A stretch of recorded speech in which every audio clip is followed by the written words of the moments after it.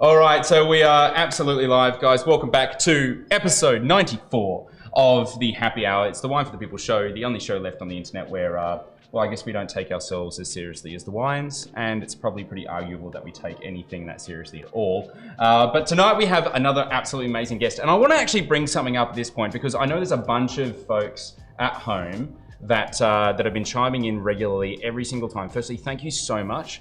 And secondly, have you actually noticed that we've never left South Australia? Like, we've got an amazing guest every single night. We've never actually left South Australia. And that's really testament to the wine industry here, in this place. And we'd love to be able to see, we haven't even touched on Victoria yet. I haven't even touched on WA yet. But this particular person here really we've not had anyone at this sort of level before, in my opinion, because sparkling wine and champagne as well was actually the wine region that got me to move from Queensland to Adelaide and start this crazy mess, and brought me to Laura. And I remember the first week that I landed into Adelaide, one of the first bottles of wine I picked up was a recommendation for this little company up in the Adelaide Hills called Deviation Road. It's awesome. It goes up against champagne. It's a champagne killer. And I was like, yeah, right. Like, anyone could do that.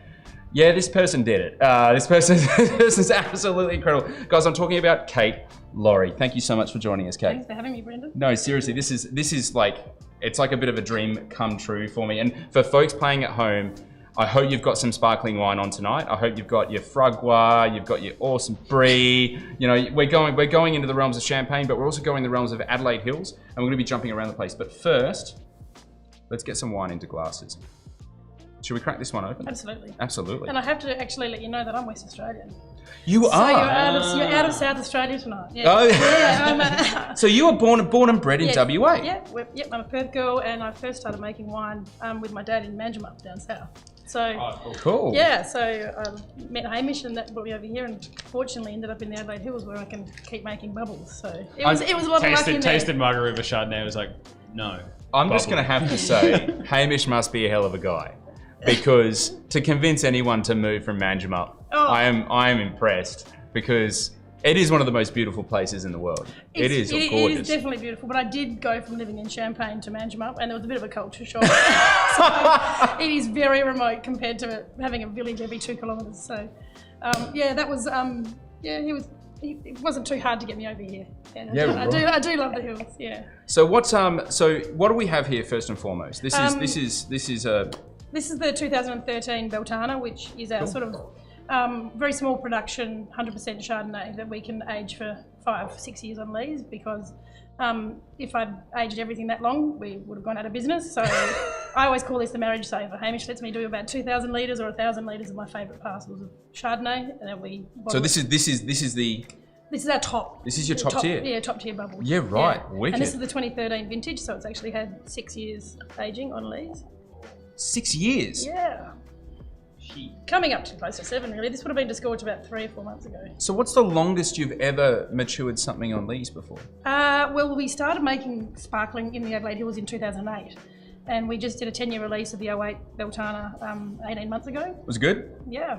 I was really relaxed. No, it was. Everyone hated 2008 vintage for so many different reasons, but leading up to the heatwave of March, it was actually really great sparkling climatically. So the wine actually, it hangs in there. It's got beautiful plush mid-palate now and complexity. So it was the first wine I'd made in the hills actually out of sparkling. So. And that was 2008. Yeah. And as you actually alluded to, 2008 was one of those warmer years. Was really warm. A lot of things got right. But it's. Do you find the Adelaide Hills is a little bit of an enigma in that that it could be like a really hot ripe vintage in other regions in our locality? Yeah. But it's seemingly we can there are sort of pockets where you can ameliorate those heat wave days, especially up in the Piccadilly Valley, of course, because you've got the altitude and you've got the low-lying fogs until late morning.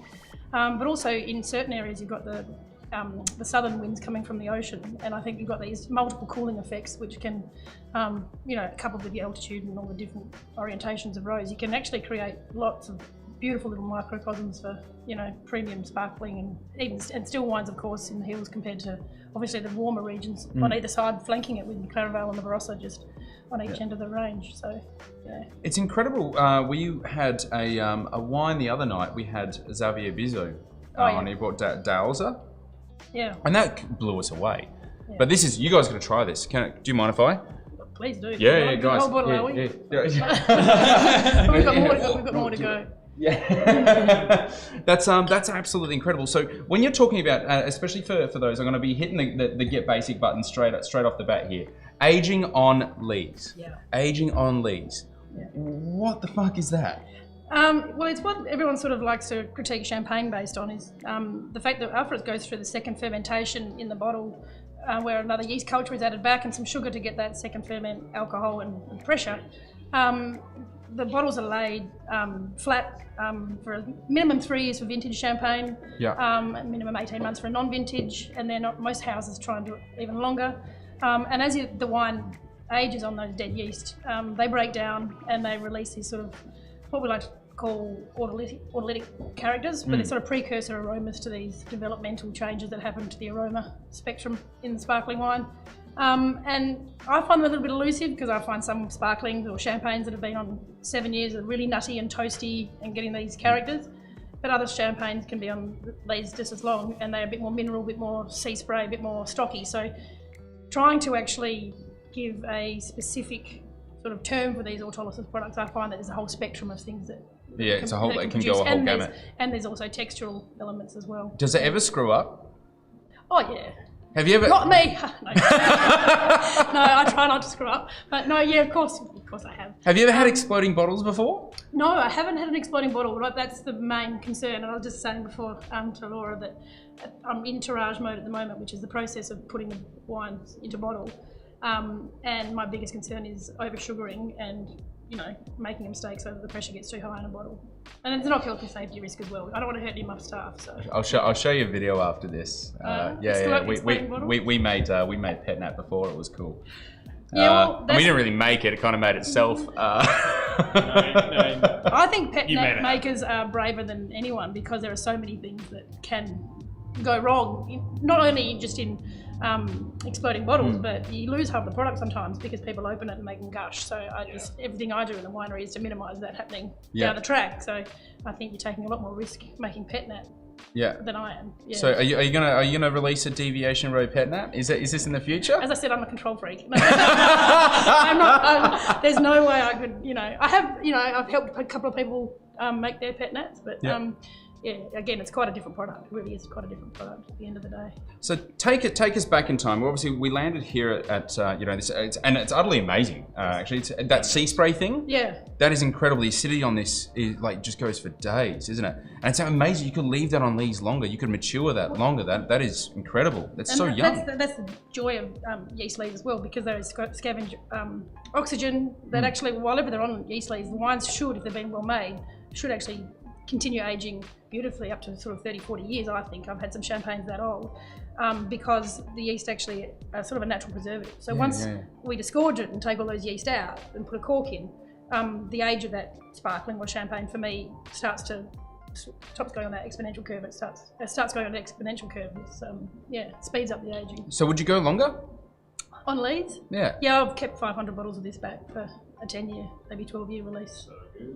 Do you and Hamish just sometimes just roll down to the shed, coming home, you're like, I have a 3-year-old, a 4-year-old, just crack one? Oh, I did a vertical for actually Nick Stock the other day of our Loftier, and I had a weight through to currently 17 Loftier and disgorged them all for him, and that was a lot of fun. But no, they're not actually. I don't have that many of them, so I don't drink them that often. Where do the names come from? Loftier, Beltana. What's Loftier is the name of the national park right opposite where we live and where the winery is. Yeah. So it's more about a sense of place. Beltana is an old station that Hamish's great-great-grandfather had in the Flinders Ranges. Yeah, so there's not really anything to do with the Adelaide Hills, but it's a family name. It's a family thing. Yeah. So prior to getting into making your own sparkling and doing an incredible good job of it, you studied in Champagne. Yeah.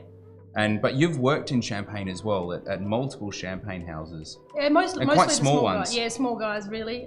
Because the school that I was going to, there was 25 kids in my class, and they were all sons or daughters of winemakers, and so through that I just would go and work with them on the weekends or do my work experience in the local co-op in Vertu or in I got as much experience as I could, because I knew when I was coming home and working for Dad, who's actually an engineer by trade, I kind of went straight into being top dog, and that was scaring the shit out of me. So I got as much experience as I could while I was over there. And it wasn't tempting to come back to Margs and do an amazing... There's some amazing sparkling wines that are coming to Margaret River. Again, I think there's some rumours about some more big sparklings coming out of Margaret River. I was actually in Manjimup, which is about an hour and a half inland from Margs, and it had, I think, a bigger diurnal change. So I thought the phenolic ripeness and acidity levels coming from Manjimup were probably, for my palate, better in tune for what I'm after. Yeah.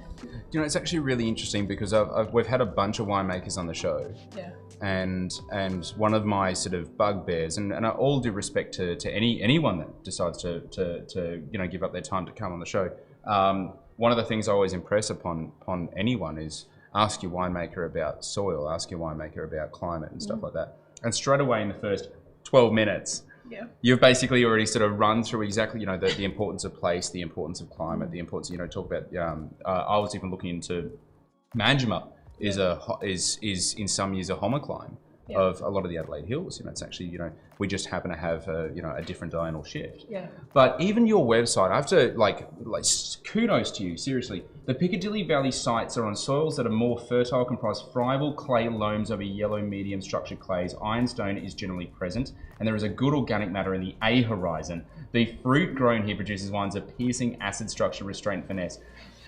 Where'd I copy that from? You are more dirt crazy than I am. But you said 550 metres of elevation. Is that one of the highest in the hills? The highest, I think, is at Mount Lofty House, and they've got one at about, I think it's about 680 maybe metres. Oh, they've got a small vineyard there. They've got a tiny vineyard there. It's really small. And some of the parts around Ashton, I'm up around 630 metres as well. So right. The highest vineyard site I get from is 630, and that's right in the Piccadilly Valley. And is there a big difference when you go between because 500, even for us here, it tops out really to about 500. Yeah. We're talking, that's some incredible elevation, especially for an already cold place. Yeah, well, see, I don't even know that I'd call the Adelaide Hills cold anymore. I definitely call it cool. Cool. So it's you do find the pockets. There is a difference up in the Piccadilly Valley at the 650s, in more the fact that you've got higher disease pressure because you've got more moisture, more humidity hanging around. It doesn't clear out till later in the day. But then, at 500 metres on a certain southern aspect, you're going to have a similar cool climate as well. So there's just so many sort of variables and the whole tapestry of the Adelaide Hills is what makes it so, it lends itself to finding these pockets to make so many different ranges of wines. You can go from sparkling, and clearly I work with Pinot and Chardonnay. And I also love seeing what it can do in still wines, and they're different vineyard sites and different crop levels and everything that, everything I do with sparkling, I'm kind of doing the opposite with my stills in the vineyard. So that's kind of a nice, unique little challenge. And so is it more important because I was, one of the most amazing things that I found in Champagne is the Crayère. Yeah. We're talking like these chalk tunnels, and they're not even tunnels, they're caverns. Yeah. They're massive. Well, they build the cathedrals out of it. They go down and that's where they got the stone from. And it's literally like a cathedral under the ground. It's like, words can't describe how big these things are. And these tunnels go for like 400 kilometres. Yeah. They're so long. And they talk about how, this really, really unique soil. It's chalk. It's literally straight up. You can go in, I know in Veuve Clicquot's cellars, there's a lot of, Brendan was here, 2009. In the bottom of, I think it's Tattanger, you've actually got pictures on the wall of the children who were being schooled there during the war. We're all drawing on the walls. So you've got all of these historical drawings, because you use a teaspoon to draw on it. Yeah. And here's me right next to that. Do you remember when you were in like grade school and you did that S thing? Where you kind of like, No. And that's everywhere through Champagne now. We made it happen. But is it really crucial because that is like, really, really, really young soil. That is, chalk is super young. Well, it's what it is about the chalk is that it's got that natural capillary action for water. Holds on the water, allows water to be able to travel. And as it evaporates at the top, it just draws more water up. So the vines are always in this perfect state of hydration in most of the parts of Champagne. So there's no irrigation, and it helps with their natural balance. I think in a way that in Australia we have to bring water in if we want to, obviously in a dry season, and we've got heavier, denser soils in many places. So. It is a big thing about Champagne. They always try and say that's what gives it the minerality and the elegance and a lot of their qualities. I have to say that there's something in it because there's just there's a suppleness in champagne that no matter how hard we try in Australia, our sparkling wines I find can take a long time before we can get that softness in the mid palate with the acid levels. Yeah. Do you think anyone's gotten close? Like, have you been tasting sort of Australian sparkling wines and actually gone, and you've judged many shows on this matter, you know, have you looked at anything and kind of gone, damn, I wish I could do that? Yeah, occasionally, I think, but I try and look at Australian sparklings in the context of it being Australian, you know. The champagne wines do champagne so well, you know, and I think we can do Australian sparkling really well. We've got the abundance of sunshine here, so we don't have a problem getting flavour. Our trick is to actually tone down flavour in sparkling wine because people want it to be a little bit lively and a bit fresh and a bit friendly. So if they become too broad and heavy. I did get to drink an 08 Delamere from Tasmania, Fran's sparkling. Someone served it at the Turrenbale Wine Show, no, Margaret River Wine Show judges dinner last year, and I thought that was pretty banging. Is it autolytics? Is that the thing that because for me, I've always struggled to find that really fine, just creamy. Yeah, and it wasn't that style. For me, it had the tension and the citrus line and this beautiful purity about it that I love. It's like a 100% Chardonnay little number. Yeah, I do, and that's what I look for in sparkling in particular. It's just about this sort of tension, like a coiled up coil spring about to pop. I want that in my mouth. Yeah, so. That's soundbite for the show. That's probably the most amazing. Tension like a coiled up spring. That is about to pop. That is so cool. It's one of those things that you know. Do you think that as winemakers we're masochists in the wines that we drink? You know, we gravitate towards things like Nebbiolo that just kills you with tannin. You know, Riesling with acidity. We want to grow Pinot, which sucks. Look, I think for me, it's a personal thing. It's what I'm trying to make, so I tend to gravitate to drinking a lot of that style because I find I get inspiration from something or something I drink it and I think, how do they get that? And if I want to go towards it or stay away from it. So it's sort of an intellectual pursuit when I'm analysing wines to that extent, but yeah. Well, jumping straight to the comments, Laura Carter, first one in, and also sitting down in front of us here tonight, Jicky Hill, Sharon, great to see you, Kerry, great to see you again. Sam Mitchell, it's been a little while, thanks so much for chiming in. She's chiming in with a question, is there plans for another sparkling masterclass? Oh, yes. There are always plans for them, I'm just going to get off my ass and do it.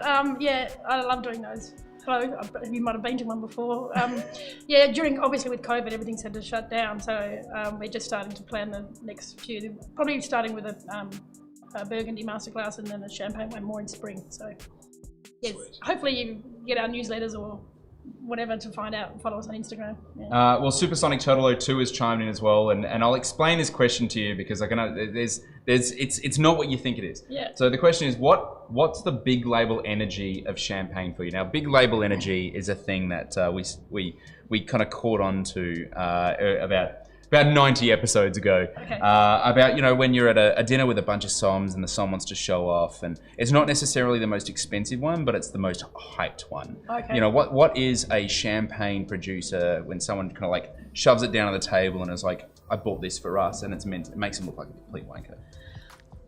Look, basically. I mean, I suppose it comes down to budget with that sort of stuff, you know. Yeah. And on the scheme of things, Champagne doesn't have as many really expensive wines as other regions of the world. It's actually very true. Like if you look at Krug, it's about $500 a bottle, I think. You know, like the current MV, whereas $3.99 at the Exeter. $3.99 at the Exeter. And you drink a beer glass. I mean, people do flex with a Krug, I suppose, but I love it, so I'm happy for them to do that. Dom Perignon, sometimes that's got a reputation, but you know that there are millions of bottles of that made. So I suppose for me that's lost that appeal of having that sort of real... Doesn't have big label energy. Yeah. Maybe Dom. My favourite's Charles Heidsieck, which is probably, I don't know if it's a big label, but it's a reasonable size Heidsieck label, and I just think they have got some absolutely... And the global brand ambassador is actually an Aussie, Ned Goodwin, MW. Utterly amazing, absolutely amazing human being. Someone's just mentioned something incredible. So outside of, obviously, Australia is having a decent crack at sparkling wine. Yeah. Outside of Australia, who's giving champagne a run for their money? Where are the value spots that you're just like, you know what, there's some decent, is it a Cremant de Bourgogne, is it a Franciacorta, is it Cava? I don't know that any Cremants of France are actually pushing champagne around. I think probably, I mean, there's a lot of hype talking about English sparkling. I was in the States and tasted some stunning sparklings from the northern part of the in California, in the Anderson Valley. I was actually Rotary there, but then I thought there was some really interesting. Have you seen the ones out of Japan? No. So there's champagne money coming across. They're buying up land in North Island. Right. Yeah, absolutely. I think it could have been Shandong as well. Have gone about. I know there's a ton of Burgundian estates that have just started acquiring land Over in Japan. Yeah, in near Hokkaido. Absolutely Keep incredible. my eye out for it. Yeah, Is that yeah. in Australia, or have you got it through a sneaky channel? Someone you know? I had your wine the other day, Kate. Came in from Yuko Frost. Thank you so much. It still blows my mind that it's a thing. The UK bubbles. Yeah. Well, it is actually really interesting because as it's the same land mass, I believe, Kimmeridgian soil. This whole it runs under the channel and across. And it just kind of pops up. Yeah. And it is one of those. I suppose it's not dissimilar in terms of like the line of latitude, but it's just maybe the secret sauce in Champagne. I think they're going to do a great job. To be honest, I've seen a few now over a few years, and I took the family back in 2013, and we spent 6 months in Champagne. The girls went to school.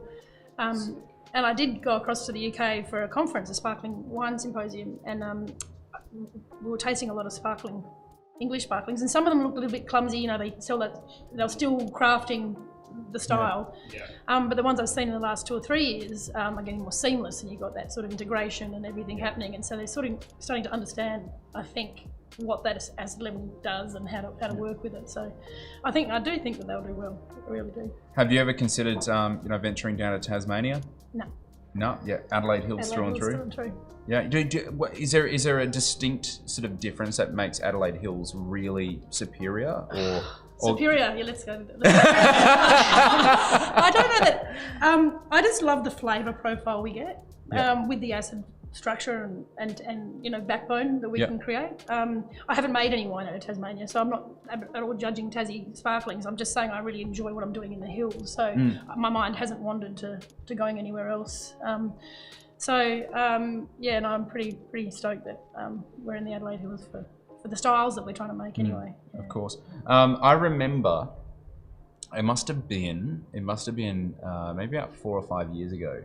Hamish let up that you guys were planting some trees with some truffles. Yeah, the trees, they're pretty. Trees or truffles? The trees are pretty. We did get a truffle dog out last winter to have a sniff around, but nothing was there yet. So, yeah. Have you heard of the truffles that have come through this year though? Because of how wet the winter's been. I know. We haven't actually had a look. We've just been flat out in the winery still, so I haven't ever walked down there because I'm probably scared of being disappointed again. I'm just kind of going.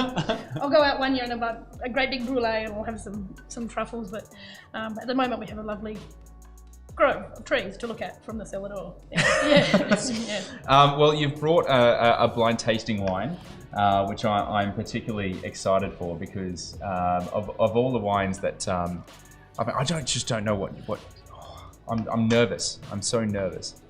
And you told me not to be nervous. So I'm nervous. I'm nervous because we've never had. I was commenting to Noah the other day. We haven't had a sparkling wine. Haven't had a lot of sparkling wine on the show, and it's how disappointing is that? You haven't had one of them? Not really. No, not really. Well, we've had Pinots on the show that we've gone. Oh, it's sparkling. It was just a natural Pinot. Yeah, right. But I don't think it was intentionally sparkling. It just happened to be that way. I don't think people are feeling like it's bubbles time. Like we've had, even though we sell through the cellar door all year round sparkling, we have noticed some of our customers who normally take sparkling, they had changed it to still wines. And then there was some good news and they rang up and said, I feel better today, I'm going to go back to my bubbles. So I think it really is how people are feeling is how much bubbles we have drunk. And that impacts me obviously quite significantly, but I drink champagne or sparkling wine all year round. So I think everyone should adopt the saying? champagne. I don't drink sparkling wine when I'm happy, when I'm sad. That's Lily Bollinger. I do. She does. I do. And then she was like, I only drink it when I'm thirsty. Yeah. The one is like, always have a bottle of bubbles in the fridge because you never know when you're going to celebrate or commiserate. Yeah, exactly right. Exactly. Well, I've got an answer for your winter bubbles drinking, mate. Sparkling Shiraz. Sparkling Shiraz. Have you ever done sparkling Shiraz? Hey, we talked about me fucking up before. Oh, really? That's what I fucked up. Yeah. Oh, really? Yeah, I did a barrel of sparkling Shiraz, which was disgusting. It didn't go anywhere. When was that? It was a 2010. Oh, right. It was really, it just didn't do. I know how now what I would do to not make the same mistake again, but You have just no desire to give it another crack? no, and people have actually stopped asking. I think we've worked out I'm not going to do it, but I can't afford to make mistakes, it's small batches. But no, it's there's quite a lot of different prep you have to do. I'm shoving the comments down so Noah can let y'all know what's up. All right. So people can play along at home and see how badly I stuff it up. So I've been meaning to ask. There's something that dawned on me the other day. You talked just about in Champagne how they're not really and you're right. Like pound for pound, they of the most expensive and prestigious wines in the world, they're actually really good value. Like at the top tier, at the top end. There's not really the $10,000 a bottle. Like there are the niche sort of vintage examples and stuff like that. But they're few and far in between. However, I was looking at the price difference between Dom Ruinart and Dom Ruinart Rosé. Yeah. And obviously, when they make rosé in Champagne, they do it in a bit of a different way. Yeah. So they're adding a red wine in a very, very minute quantity to be able to colour up a rosé. Yeah. But for some reason, it doubles the price of the wine. So if we calculated the amount of red wine that they're putting in, it's only down around 5% when they do the addition method, which is that way. But a lot of them, some still do Saignée as well, so they'll sit it in the press and get colour pickup. And do it sort of naturally that way. Doing it naturally as well. But I think because there's not many appellations where you can actually make red wine. So there's, the Rosé de Rissé and Boozy. Yep. They're allowed to do that. So I think it comes down to also being a finite resource. Having this really good Pinot to make a sparkling rosé. Yeah. But if you actually thought, that's $200 for 5%. It's Champagne. They market better than anyone in the world. It's like 25 grand a bottle. That actually makes it the most expensive red wine in the world. Yeah. Well, God, you've done the numbers. That's good. That's interesting. I'm going to put that back at them next time I'm back. I've got friends at each village. I want to have a glass of this stuff. No, and they're taking me out for dinner because they're loaded. So does sparkling wine, does Champagne or any sparkling wine, does it mature in a cellar? Like so once it's been disgorged, does it mature in a cellar? It definitely does for a certain amount of time. But once you've taken it off the lees and put the cork in, the aging process does accelerate. So I think with our sparklings in particular, I like people to drink them between 6 and 8 months after disgorging, so it's settled back down, and sort of between 2 and 3 years on cork. It is at its optimum. It doesn't go off. It's just when it's really singing at its peak. Yeah. Well, speaking of this wine is whack. So do I ask you questions? Do we do have you've played options before? I've played options before. Yeah. Options before. You can feel free to ask them, or Noah will ask them. Do you fire the questions? Do you, Noah? He can. I generally do for the wines behind, but it's always invited the guests. It's up to you. Do it. Oh, so you know what the wine is now. I know what the wine is. Yes. Yeah. Oh, there you go. Yeah. I'm on. He's ruthless, mate. He's ruthless. He won't give me an inch. He'll actually never. He'll actually destroy me. Alrighty.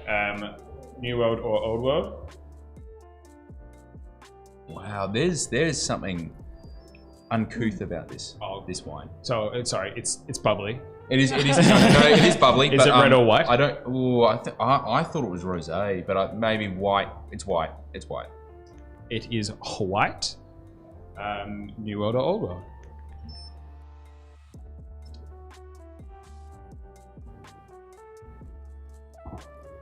I know what it is because I brought this wine in. So I'm not guessing. No, but this has got me stumped because that palate weight back end is incredible. It's so spicy. It's odd. I've just not. This is a sparkling something, but I don't think it's a sparkling normal variety. I think there's something else going on here.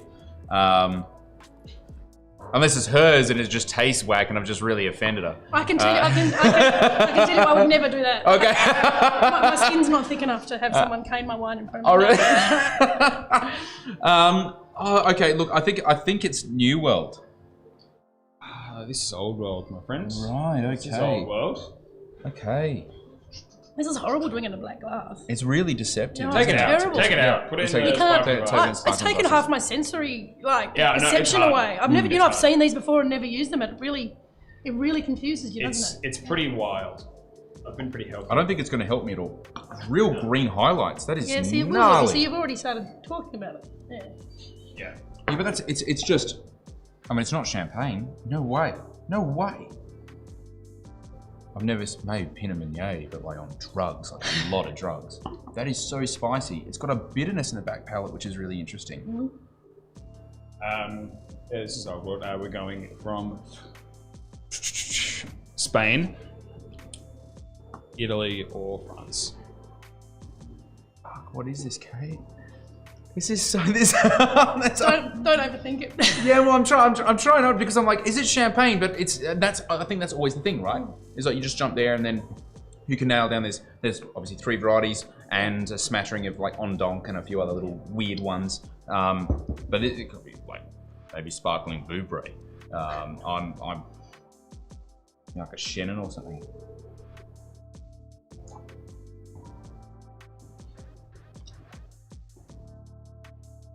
What is that? You're looking at it too hard. Yeah. I am. You're playing the game too much, man. Yeah, I'm not nasty.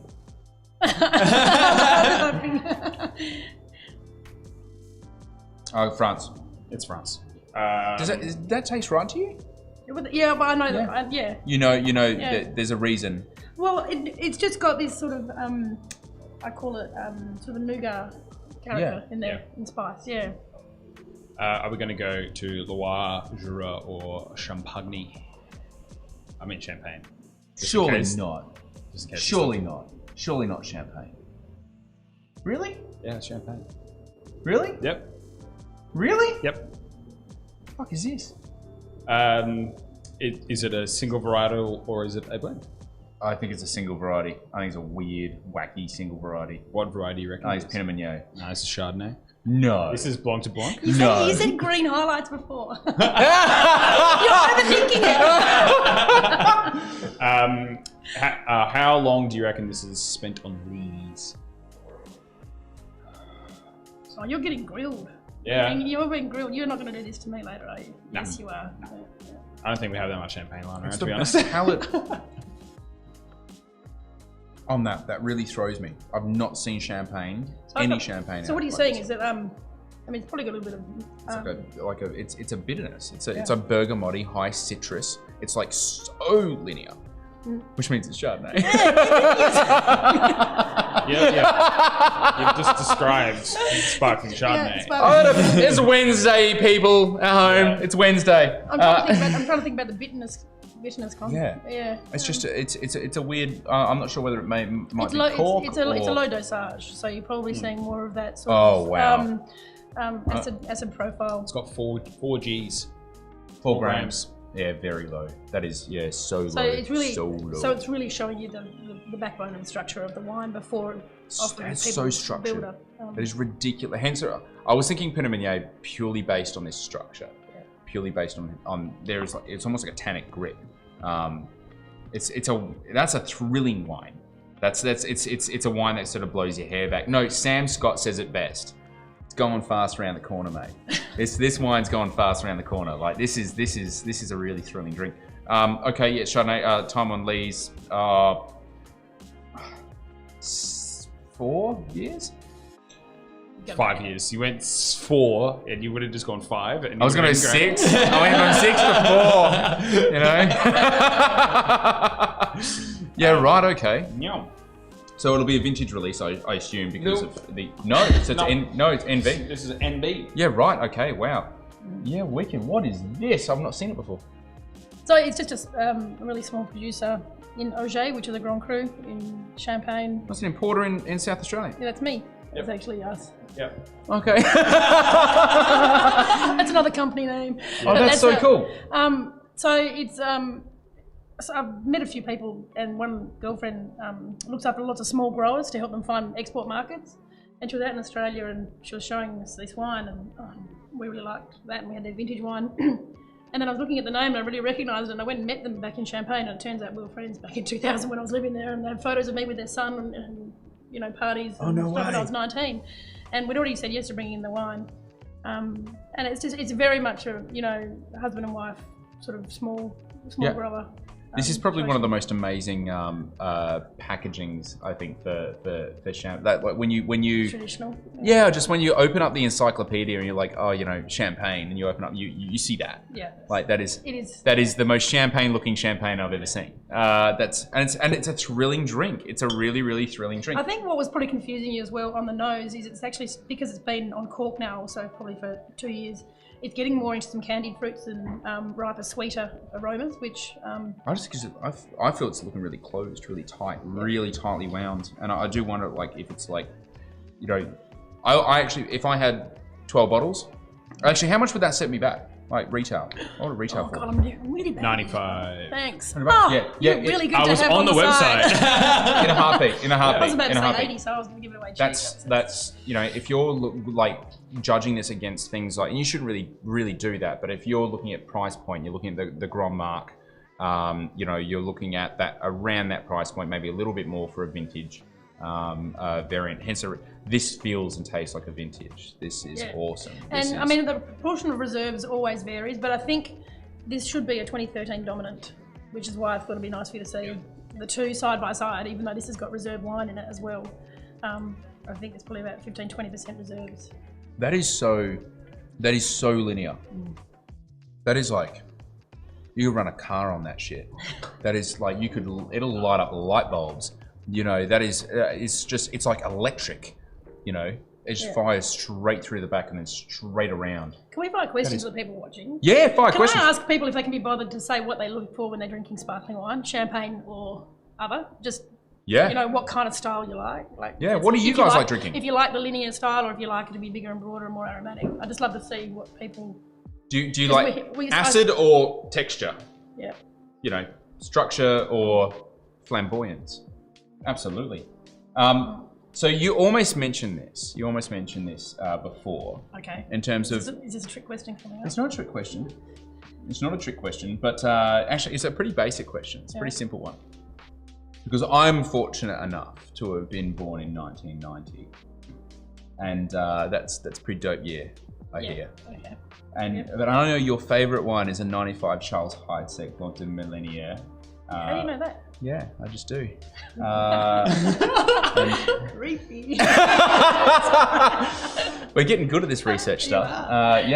So careful what you put on Twitter. Yeah. And they've only ever released an 85, a 1990, and a 95. 3 of the most amazing vintages ever on record.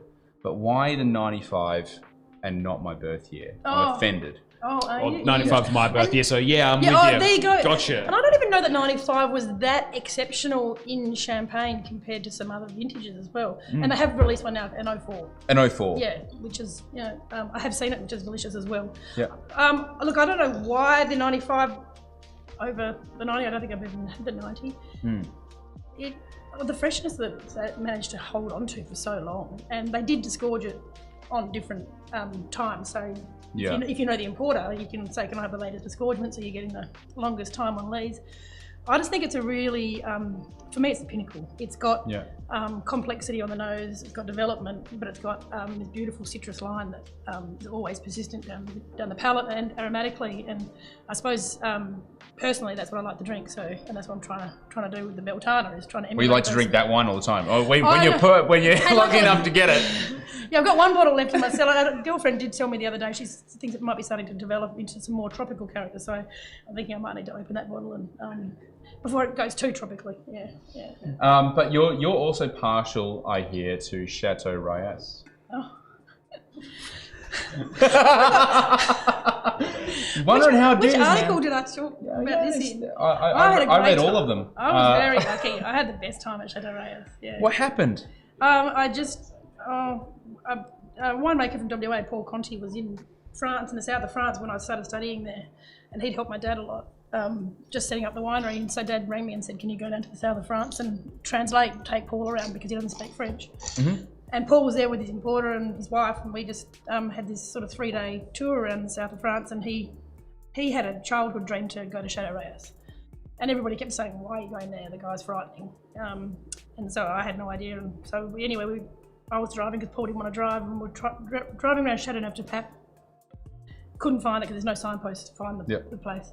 And we went past this bloke who was jogging, and we asked him how to find Chateau Reyes, and he's like, gave us the instructions. 5 minutes later, 10 minutes later, I remember, same jogger. He said, bugger it, follow me. So he jogged us to the gate and said, that's how you go, you go in there. And Mr. Renault was sitting outside with his mate on the porch as we pulled in, and I got out of the car and started talking, and he just nodded his head and said, come in. And so we went and did a tasting through the barrel room, and the glasses were broken. They didn't even have, bases on them. And out of the barrel, drank Shiraz, and I stupidly started trying to describe the Shiraz to him. He just scoffed and said, look, I don't even eat pepper, because I'm talking about pepper characters. And it was his way of telling me he just enjoyed the drink, really. And he gave me his number on the back of a label, and I went back again a couple of times with my parents when they visited me. So. Oh, that's so cool. Yeah, and he actually died the year that I left, because I was going to go down. His sister told me about it. But yeah, that was probably my pinnacle moment, and I probably didn't even know at the time. Were you like pinching yourself? Well, I didn't really know until afterwards. Just how special it had been. Yeah, right. Yeah. I've had a few of those moments in Barolo, especially in like Mascarello and stuff like that, and you kind of like, tingles and stuff like that. I mean, it's amazing how the old world, you get those experiences of meeting and going to these houses where they've got so much history and they're so revered, and when you can get in there to meet someone, it's, you feel very, very lucky. Yeah. So from WA, Champagne, bunch of vintage experience in Champagne, studied in Champagne, out here, started a winery, 3 beautiful daughters as well, amazing family. And I've had many a drink with Hamish. He's very easy to have a drink with, very easy. He's quite a lot of fun. Did I read that you have a Bachelor of Medical Science as well? It's true. I just don't know where you're getting all this information. Yes, I was actually pregnant with Eliza, and I thought, well, because we started the winery with no money, as we all do, and it's like, what if this doesn't work? And so I went back to uni as a backup plan and got a degree in medical science. Did you have a degree in viticulture beforehand, or was it just the studies that you did in Champagne? No, just what I did. So I started in ag science in WA, and then there was no winemaking course there, so I deferred, went to France, and that changed my path a bit there. But then when I came back and we were together and building Deviation Road, we sort of thought we need a backup plan if it doesn't work. So, and I always loved science, of course, and so I went and did this degree in medical science and worked part-time in the ophthalmology department doing research into eye disease while I was making the wine, and then the winery started taking off, and I was dropping days back down at the science in the lab, and got to the point where I had to say to Janie, my boss, I think I've got to commit to one thing here, and I couldn't go back now because the technology would have changed completely. I'd be an absolute dumbass. It'd be like, PCR is, I think, old school now, and you're using whole genome sequencing and all this sort of stuff. So I'd be out of my league. Yeah. So I've got to ask, and I hope you don't mind me bringing it up, because I did notice before, you were doing a cheeky little test there. Yeah. At what point in between starting up Deviation Road, getting a Bachelor in Medical Science, did you get diagnosed with type 1 diabetes? That was my 3rd pregnancy. That's my gift. Yeah. It's awesome. So you've done all of that, and there's just no stopping you. Oh, yeah, I get tired. I do. Trust me, there's a lot of breakdowns in between. No, I'm only joking. It's good. It's fun. I'm doing something I love all the way. And even with diabetes, I've actually met a whole incredible family through that. You're part of like a large group, like a... Yeah, I joined an advocacy group because, there are some things that need to be addressed, but by and by, I'm fine. I live with it, and I've always had a healthy lifestyle, so I didn't have to change too much other than keeping an eye on what I do. But, it gives you a new perspective on life and how lucky we are when we've got our health. So, yeah, I'm lucky. The technology now is amazing. I'm wearing a pump, that delivers insulin all the time, that suspends if I'm going low and keeps me alive at night so I can travel and not be with Hamish and all this sort of stuff. So it is wild. And there's another pump coming out. I'm waiting to get it in a few months, I think in 6 months, and it will actually give me insulin when I'm going high. At the moment, I've got to dial up myself. So there's, that's all good. There's positive things out there. I am speechless, mate. I'm just like, that's incredible. That's incredible. The irony hasn't been missed on me that I now am alive thanks to a pump, and I'm measuring sugar levels, and that's all I freaking do at work as well. I work with pumps, and I look at sugar levels of sparkling wine, so I'm thinking there was a reason I had to be good at this whole pumping thing. Oh my god. Well, your questioning the audience certainly worked. So Yuko's chimed in saying dry, no dosage, fine bubbles and length. Jane, thanks so much for chiming in, Jane. Linear length and complexity. Sharon and Coles, linear and acid for me, but I'm an acid freak. We mostly are on this show. We're absolutely acid freaks. Then Supersonic Turtle 2. Depends on my mood and when I'm drinking it. I love the biscuity, yeasty, rich bubbles from afternoons onward. Oh, I like this. There's like a time. There's like a, you know. And if I've been drinking other wines, crisp, sharp, or floral for breakfast drinking. Is this person in South Australia? Yes, this is my sister-in-law. Oh, right. So you're invited. We're doing a whole day, not just lunch or not just dinner. We're doing a lot. Breakfast bubbles is a real genre. Breakfast bubbles is a real genre. I think that's where Sparkling Shiraz lives, right? On Christmas Day. On Christmas One day Day. of the year. Yeah. Have you done that? Have you done that? Or do you just go down in like 6 year to scourge? No worries. Yeah. No, I haven't. What? Sparkling Shiraz? Yeah. No. I haven't. That's all tipped out the way. That's never to come back. Paul Wrigley, nothing beats a textural sparkling with complexity, something that lingers on the palate. Promistar, I don't know. I haven't really investigated the ones that I like. There's always a time to start, and you know, Bronwyn, the benefit is it's actually really fun. But Paul, been loving the Tassie sparkling wines as well. Tassie's quite well blessed because of limestone. Do you think like alkaline soils and limestone play a part, or do you reckon it's more climate-based stuff? Oh, that's a too hard question for me, that one. For me, I do kind of think climate first, because we have so many extremes now in the climate, and that can override the subtleties of the nuances coming from the soil. If we had a consistent climate, then I could probably give you a more intelligent answer about the impact of soil. But with such variation in vintage conditions, it's really hard for me to actually isolate that. It's actually again, this is like, what an amazing answer to that question, because Australia's climatic conditions is, what determines our climatic conditions are so distinct to what determines them in Europe, and obviously we are paid to El Nino, La Nina, and that we jump between wet years and dry years, and we're in these constant cycles. And it is the last 5 vintages have been quite interesting. Are we changing this year? I think we're changing this year. Thumbs up. Yeah, hopefully this is like easy. Hopefully this is as if 2011 and 2012 actually introduced to each other, and we can have some decent late summer and plenty of rain, just not too rain. But we are not going to let you leave here without doing your own blind tasting game. So we have 3 bottles here behind you, so that they're completely, I don't know what they are. Take your choice, choose wisely. I'm not sure, what the wisest choice is, but have some fun with it. Guys, we're doing your favourite sport. It is blind tasting. Me. Okay, so are we doing it in which one? We're gonna jump in black glasses, so feel free to. Oh, I was looking for that before. It's right behind me, the great big champagne cork. Do you know I once used by accident, not intentionally. I was running late for a sales meeting, and this other guy was running late as well, and he was really flustered, and he kind of put this thing on the bar and a couple of glasses and stuff like that, and tasted and just spat it in it, and a little bit of dust kicked up in my face. Oh no! And then ashes. You serious? His mum. Oh, dude. I know, right? Yeah, that's just gone out to the world too.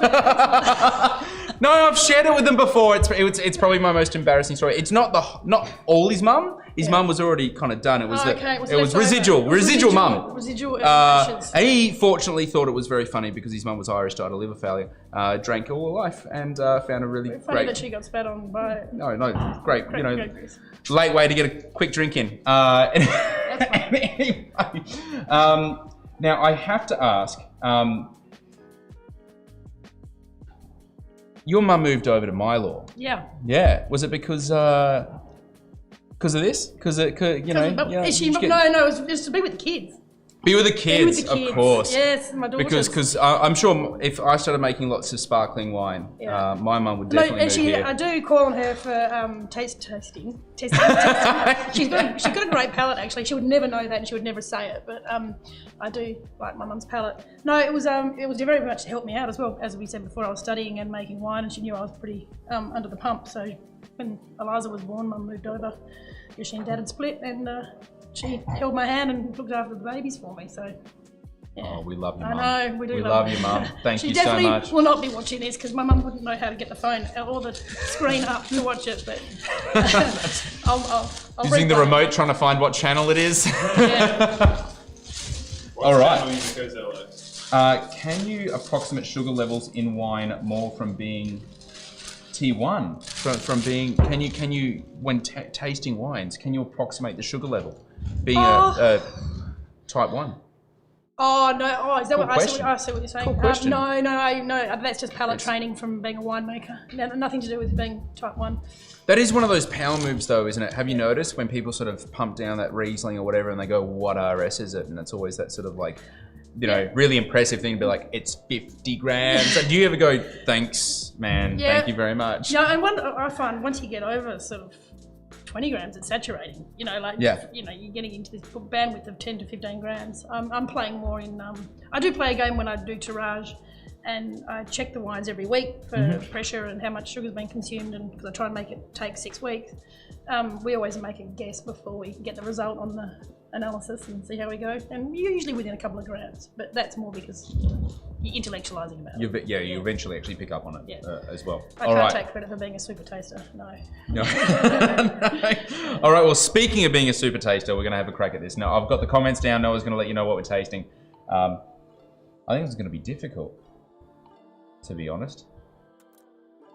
It's just like a weird sort of overripe papaya dealio going on. Oh, can we talk? Can we do this together? Yeah, let's do it together. It's got this, like, for those, because we do have a bunch of people that actually play at home, and they listen to us on a podcast, and they go for a bit of a run. And so what we're actually smelling is this really sort of, it's like a overripe papaya thing. It's left in the sun kind of deal, which sort of leads me to believe sort of textural whites with a little bit of age. Like Albarino style things. It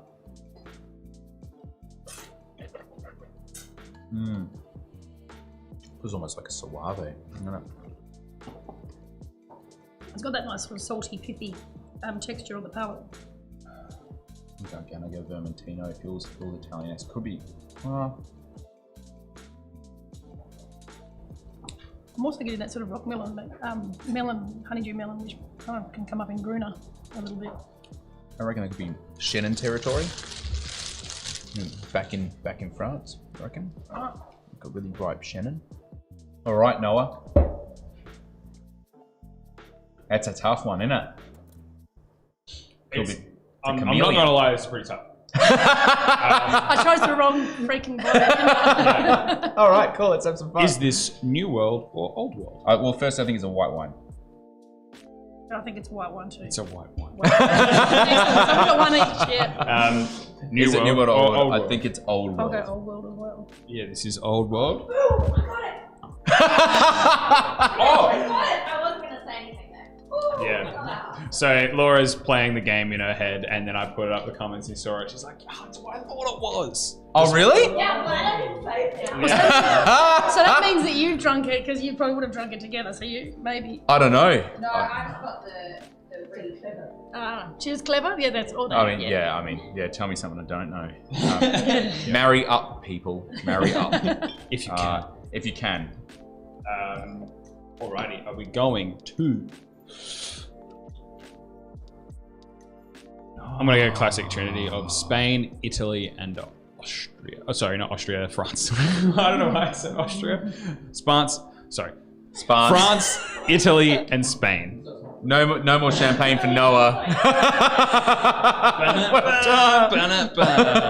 I've been using this platoon this all night. is really kind of getting me. It's got a shab. It's jumping. I'm overthinking this again, man. Yeah. I reckon I'm overthinking. You can overthink it for me as well if you like. I'm going to go France. I'm going France. This is France. Okay. Yeah. Now, where do I go from here is the real question. It really changes in this glass. Are we going Oh, so you poured out now? Yeah. Yeah, you Definitely can jumping down. We're in a different. not We're in a gonna- whole different Now that we've said ball it's game. white, Yeah, but we also we said it's textural and now it feels a little bit more gunflinty and lean. which is kind of leading me again. All right. Are we going to go to Corsica? Ooh, impressive. Loire? Or Burgundy? I'm going Burgundy. I'm going, wow. It's Loire. Ooh, nice. Hell yeah. What do we get at Burgundy? Chablis. Oh, right. Yeah, no. Okay, cool. Cool. When a real hot year if it was Chablis. So, yeah. I reckon it's really right. It's got all right. Yeah. We've had It's some. got plenty of primary fruit coming through as well with that sort of flinty mineral character. So, Alrighty. Are we going Chenin, Melon de Bourgogne, or Muscadet? I thought Melon de Bourgogne was Muscadet. No. that's Noah. I was gonna go Shannon. I was on the Shannon. I'm gonna roll with only because every single time I guess this thing, I guess Shannon, and I should guess Melon de Bourgogne. Oh, okay, then So let's go. I'll go Shannon. You go Shannon. I'm gonna go Melon de Bourgogne. It's Melon de Bourgogne, so it must. Yeah, okay. Yeah. Never mind. Sorry, we're set level 2 only. honestly, for those playing at home, I only found out that Melon de Bourgogne was Muscadet like 6 weeks ago. I just assumed they were completely different varieties entirely. Turns out it's just a type of MDB. All right. Let's go vintage on this one. 14, 12, or 10. Fudge knuckle. Really? Yep. Really? Yep. 14. Because I was going to be like, okay, what's the most recent? Yeah, 2018. It's got to be 2018. But really, there's a bit of. I can see a bit of development there, but I wouldn't go older than 14. Jesus. Yeah, 14. Yeah, it's 14. Nice. It's incredible. Mm-hmm. That's actually looking really good. What do we got? It is beautiful. Yeah, just want to from French Wine Centre. We've had a French few Wine of this Centre. producer, who Muscadet, occasionally references it as Melon de Bourgogne, but this is Sèvres. Sèvres. That's fantastic. That's actually really interesting. That's again, Yeah. going fast around the corner, mate. Oh. It's, all right. So what's next? What's next for you? What's outside of? Okay, you've absolutely killed the sparkling. Aren't we just? field. Oh, what's next? Is in wine. Yeah. What's next? I don't think that I have killed sparkling. I've got more questions still than I've got answers. So I'm just sparkling red is just on that horizon, man. Okay, I'll make one just for you and we'll bring it back. Yeah. 100% Pinot sucked in. I was just talking to you before though, Brendan, and how many SKUs you've got and how you're keeping it interesting and all the experimental wines you make.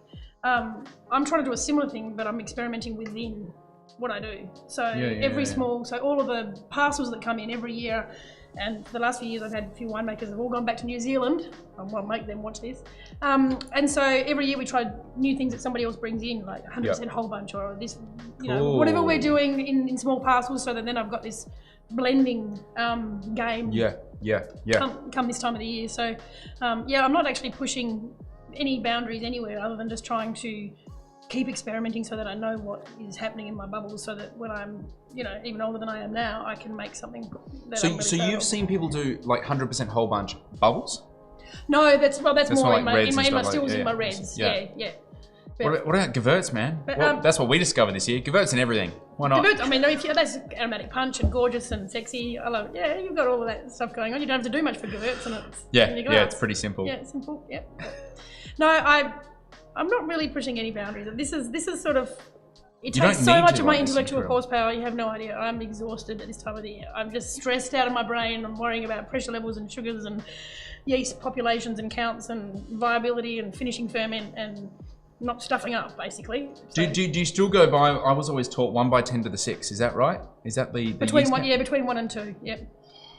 Yeah. See, But that university education paid off. But therein lies the problem. You're trying to do yeast counts, and there's clusters, and there's a whole lot of these yeast. They're not nice they're all to just me. having a They little bunch. yeast They have orgy a- over they have a here, and they're all party. starting to. And how do you count that? There's like 80 there. It's like, okay, forget that cell. Move to the next one, and that's not scientific. That's just cheating. So I do so many yeast counts to try and get away from the clusters. Yeah. Well, guess what, Kate? What, we're done? We are done. That is time. Somebody told me this would go quickly. Yes, you made it fun. Thank you very much. Yeah. Hey, thank you so much for coming along and sharing with us your story, and as particularly a whole bunch of really funny moments. Thank you very much. That's well. Noah, thank you very much for producing tonight. Live audience, Louise, Richard, and Laura, of course, nailing Loire Valley as well. And for everyone at home, thank you so much for chiming in. We'll be back, of course. Unfortunately, I wish we could do Cheese for the People every single week. We did Cheese for the People down at Smelly Cheese last week. It was fantastic. But no, unfortunately, we're back on the normal schedule. We're going to Monday next week, and we'll be back cracking more really tasty wines. But until then, have a great weekend and end of the week. Awesome. We are going